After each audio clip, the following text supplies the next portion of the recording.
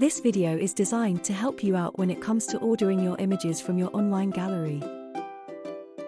Once you've clicked on your email link and put in your password, this is the screen that you will see. Obviously, you can scroll down to see all of your images. When you are ready to order, you can click in one of two places. You can either click on the little shopping cart at the top right of the screen if you are looking at your images in thumbnail view. Or you can click on the shopping bag icon in the bottom right-hand corner of an individual image.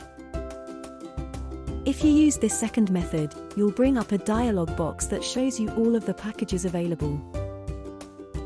If you use the shopping cart at the top of the screen, and here's where it gets a bit tricky, you'll only see some of the packages. This is an annoying system thing and I can't change it.